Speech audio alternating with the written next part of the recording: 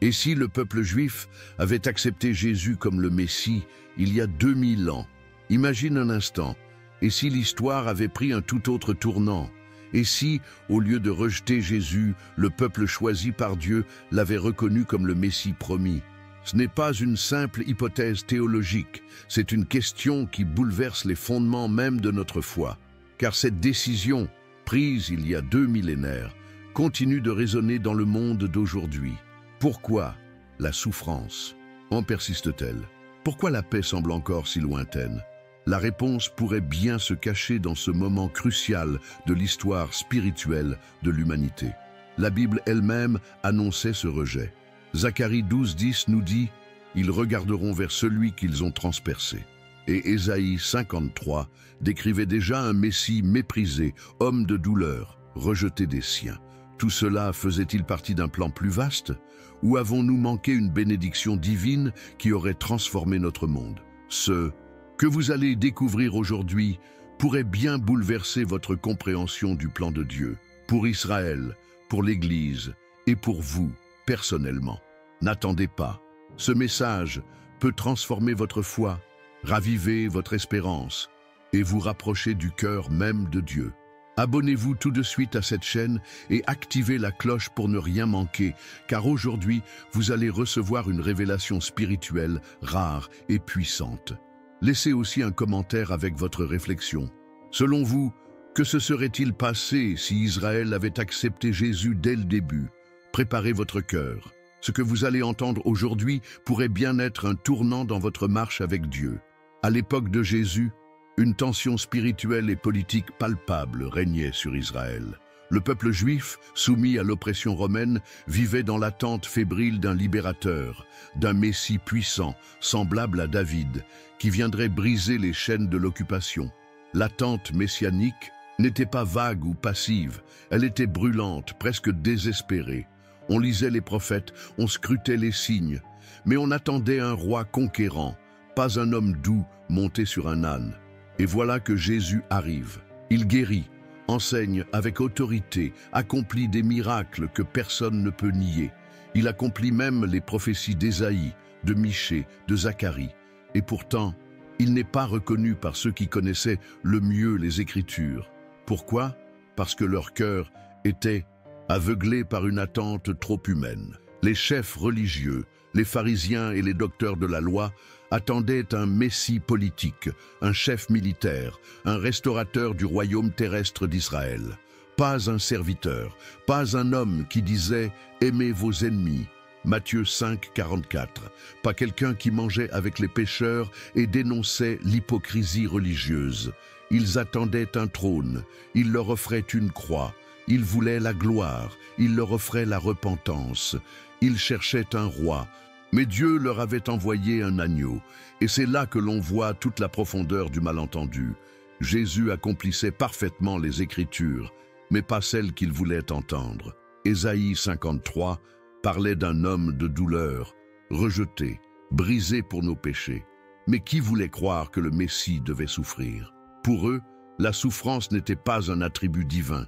Et pourtant, c'est dans cette souffrance que le salut s'est manifesté. Le plan de Dieu était plus grand que leur attente. Mais comme souvent dans nos propres vies, les promesses de Dieu ne ressemblent pas à ce qu'on avait imaginé. Peut-être que toi aussi, aujourd'hui, tu attends Dieu dans un domaine de ta vie. Et peut-être qu'il est déjà en train d'agir, mais d'une manière que tu n'avais pas prévue. Alors la question demeure. Et si, au lieu de rejeter Jésus, il l'avait reconnu, que se serait-il passé? C'est ce que nous allons explorer dans le prochain chapitre, car les conséquences de cette décision résonnent encore aujourd'hui. Alors, et si les choses s'étaient passées autrement? Et si, ce jour-là, le peuple d'Israël, ses chefs religieux, ses prêtres, son peuple, avaient reconnu Jésus comme le Messie promis? Que serait-il arrivé au monde tel que nous le connaissons aujourd'hui? C'est une question vertigineuse. D'abord, posons-nous ceci. Le christianisme, tel que nous le connaissons, aurait-il même existé? Si Israël avait accepté Jésus, peut-être que ce ne serait pas une nouvelle religion qui serait née, mais une réforme spirituelle à l'intérieur même du judaïsme. Le temple n'aurait peut-être pas été détruit en l'an 70 par les Romains, car il n'y aurait pas eu cette rupture tragique entre Rome et Jérusalem. La diaspora juive aurait été évitée et Israël serait peut-être devenu le berceau spirituel de tous les croyants, un lieu d'unité et non de conflit. Imagine un instant, des rabbins devenus apôtres, des synagogues remplies de louanges à Yeshua, des sacrifices abandonnés au profit du pardon parfait offert une fois pour toutes sur la croix. Le cœur même du judaïsme aurait été transformé de l'intérieur par l'Esprit de Dieu. Mais alors, qu'en serait-il des nations, des gentils, toi, moi, le reste du monde? Paul nous dit dans Romains 11, que c'est par la chute d'Israël que le salut est parvenu aux païens afin de provoquer leur jalousie. En d'autres termes, le rejet d'Israël a ouvert une porte immense pour l'évangélisation des nations. Si Israël avait accepté Jésus, cette dynamique aurait été différente, peut-être plus lente ou plus difficile. Cela ne veut pas dire que Dieu aurait oublié les nations. Non, mais il aurait probablement utilisé Israël comme instrument central, non pas seulement pour recevoir le Messie, mais pour le faire connaître aux extrémités de la terre. Ce n'aurait pas été Paul, persécuté et mal compris dans chaque ville, mais une nation entière, témoin vivant du Messie ressuscité. Et Jérusalem aurait-elle été détruite comme Jésus l'avait prophétisé dans Matthieu 24? Peut-être pas, car cette destruction était liée à leur refus de reconnaître le temps où tu as été visité. Luc 19, 44. Si Israël avait reconnu le Fils, la bénédiction aurait pu remplacer le jugement. Mais attention, cela ne veut pas dire que Dieu a perdu le contrôle. Au contraire, même à travers le rejet, il a accompli son plan. Ce n'est pas une erreur de parcours, c'est une orchestration divine, douloureuse mais parfaite. Alors que nous réfléchissons à ce scénario alternatif, nous devons aussi nous poser une question très personnelle. Combien de fois dans nos propres vies rejetons-nous la manière dont Dieu veut agir, simplement parce que cela ne correspond pas à nos attentes? Et si, comme Israël, nous passions à côté de la visitation de Dieu parce qu'elle ne ressemble pas à ce qu'on imaginait? Dans le prochain segment, nous allons voir comment ce rejet, loin de contrecarrer le plan de Dieu, en faisait mystérieusement une partie et quelles en sont les implications prophétiques. Si Israël avait accepté Jésus comme le Messie il y a 2000 ans, ce ne serait pas seulement l'histoire humaine qui aurait changé, mais aussi l'histoire prophétique, c'est-à-dire le déploiement même du plan de Dieu à travers les âges. La question est sérieuse, et l'eschatologie, et la fin des temps, tout ce que nous lisons dans l'Apocalypse, les promesses de retour du Messie, les tribulations, la conversion future d'Israël, cela aurait-il été annulé, réorganisé, anticipé? La vérité, c'est que Dieu n'est jamais pris par surprise. Comme l'écrit Paul dans Romains 11, 25, une partie d'Israël est tombée dans l'endurcissement jusqu'à ce que la totalité des païens soit entrée. Ce n'est pas un accident, c'est un mystère, un plan caché dans la sagesse infinie de Dieu. Si Israël avait cru, alors peut-être que le royaume messianique, ce que nous appelons parfois le millénium, aurait commencé dès le 1er siècle. Le monde entier aurait été témoin de la gloire du Messie régnant depuis Jérusalem, et les prophéties d'Ésaïe 2, de Sion sortira la loi, se seraient accomplies plus tôt.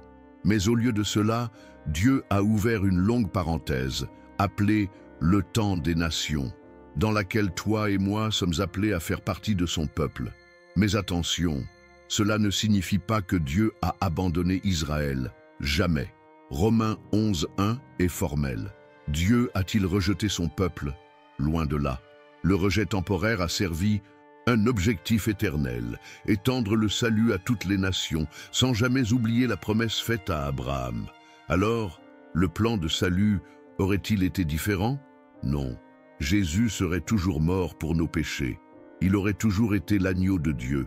Mais peut-être que le chemin par lequel ce salut se serait répandu aurait été différent, plus direct, moins douloureux, mais pas moins profond. Et c'est là que réside la beauté de la souveraineté divine. Même le rejet, même la souffrance, font, est partie du dessein de Dieu. Comme Paul l'exclame dans Romains 11, 33, « Aux profondeurs de la richesse, de la sagesse et de la science de Dieu, que ses jugements sont insondables et ses voies incompréhensibles. » Aujourd'hui encore, Israël est en partie aveuglé, mais pas pour toujours. Il y a un rendez-vous prophétique à venir, et c'est justement ce que nous allons explorer dans le prochain chapitre. Quelle est la pertinence de tout cela pour nous, ici et maintenant? Tu pourrais te dire, très bien, mais tout cela appartient au passé. Quel rapport avec ma vie aujourd'hui? Eh bien, plus que tu ne l'imagines. Ce scénario, Israël acceptant Jésus comme Messie, nous révèle quelque chose d'essentiel. Le plan de Dieu est à la fois parfait et profondément patient. Il ne force pas, il invite, il ne précipite pas, il prépare. Et même lorsque l'homme dit non, Dieu trace une autre voie pour accomplir ses promesses. Cela nous apprend que la fidélité de Dieu ne dépend pas de la fidélité de l'homme. Israël a trébuché, mais Dieu n'a jamais retiré son amour. Et cela devrait nous inspirer une immense humilité. Nous, les croyants des nations, nous avons été greffés, comme le dit Paul dans Romains 11, 17, sur l'olivier d'Israël. Nous ne remplaçons pas Israël, nous sommes invités à marcher à ses côtés, dans l'attente de sa restauration. Alors, que faire aujourd'hui? D'abord, nous devons rejeter toute forme d'antisémitisme spirituel ou historique. Jésus était juif, les apôtres étaient juifs, les premières églises étaient juives, et le salut vient des Juifs, Jean 4, 22. Ensuite, nous devons prier sincèrement pour la paix de Jérusalem, Psaume 122, 6, pour la conversion du cœur d'Israël et pour une réconciliation entre les disciples de Jésus de toutes origines. Enfin, nous devons rester attentifs aux temps dans lesquels nous vivons, car Israël joue un rôle central dans les temps de la fin. Zacharie 12 parle d'un jour où ils regarderont à celui qu'ils ont percé.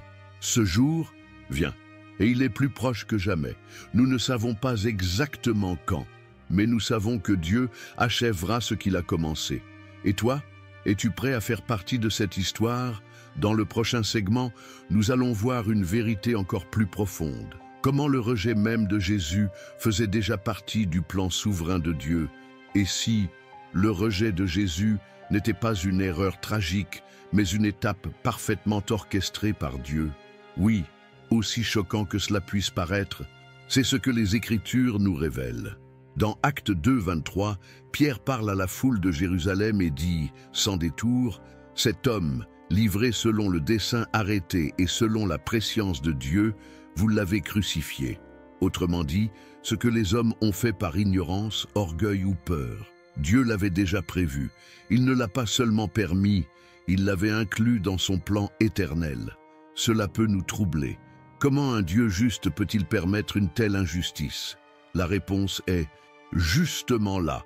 C'est à travers l'injustice humaine que la justice divine a été révélée. Car en laissant son propre Fils être rejeté, souffrir et mourir, Dieu a révélé non seulement sa justice, mais aussi sa miséricorde insondable. Romains 11, 33 l'exprime avec une adoration silencieuse. Ô profondeur de la richesse, de la sagesse et de la science de Dieu, que ses jugements sont insondables et ses voies incompréhensibles. Oui, Dieu a laissé Israël rejeter le Messie, mais pour racheter le monde. Il a utilisé la chute pour ouvrir un chemin de salut universel. Cela ne diminue en rien la douleur du rejet, mais cela magnifie la grandeur de Dieu, capable de transformer même les pires décisions humaines en accomplissement glorieux de son dessein. Et toi, qu'est-ce que cela change dans ta foi? Peut-être que tu vis des situations incompréhensibles, des rejets, des déceptions, des non de Dieu que tu ne comprends pas. Souviens-toi, rien n'est hors de son contrôle. Ce que tu ne comprends pas aujourd'hui, il est peut-être en train de l'écrire dans un plan plus vaste que tu ne peux encore imaginer. Le rejet de Jésus n'a pas arrêté le plan de Dieu. Il l'a accompli. Et ce même Dieu souverain, juste et miséricordieux, est aussi celui qui t'appelle à lui faire confiance, même quand tout semble perdu. Dans le prochain et dernier chapitre, nous allons découvrir qu'un jour viendra où Israël reviendra au Messie, et ce sera un moment glorieux dans l'histoire du salut. Même après 2000 ans de rejet, de dispersion, de souffrance, Dieu n'en a pas fini avec Israël.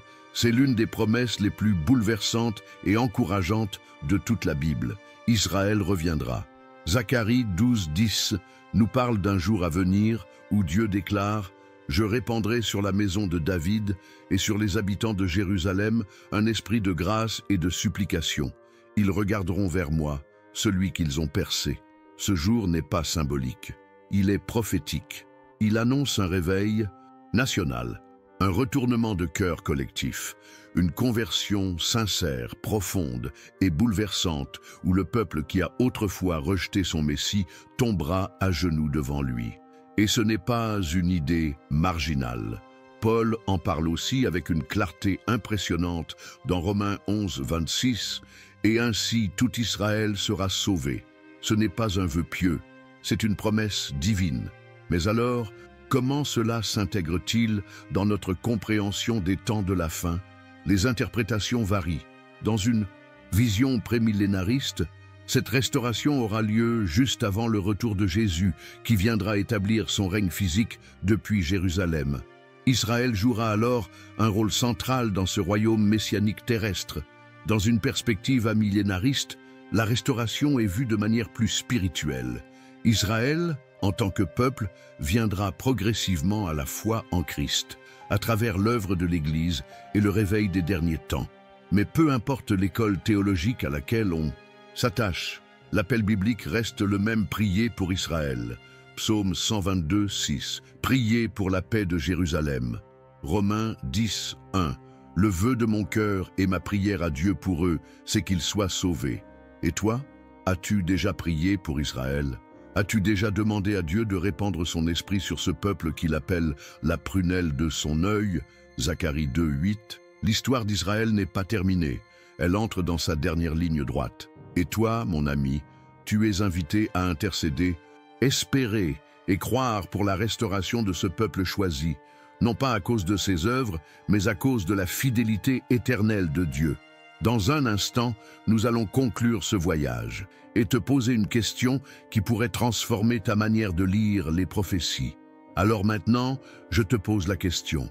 Crois-tu qu'un jour, Israël reconnaîtra Jésus comme le Messie promis? Et si oui, quand penses-tu que cela arrivera? Dis-le-moi dans les commentaires, chaque témoignage compte. Ton expérience, ton regard, ta prière peuvent toucher d'autres cœurs. Et si ce message t'a parlé, n'hésite pas à liker, partager et t'abonner maintenant à cette chaîne. Active la cloche pour recevoir les prochaines révélations, car ce que Dieu veut encore nous montrer à travers l'histoire d'Israël va bien au-delà de ce que nous avons vu aujourd'hui. Dans notre prochaine vidéo, on va plonger plus loin encore. Comment les prophéties de l'Ancien Testament tracent une carte précise du retour de Jésus et du rôle final d'Israël dans cette histoire éternelle. Tu ne veux surtout pas manquer ça. Merci d'avoir marché avec moi à travers cette réflexion spirituelle. Que la paix de Dieu t'accompagne et à très bientôt, ton frère en Christ, Sébastien Benoît.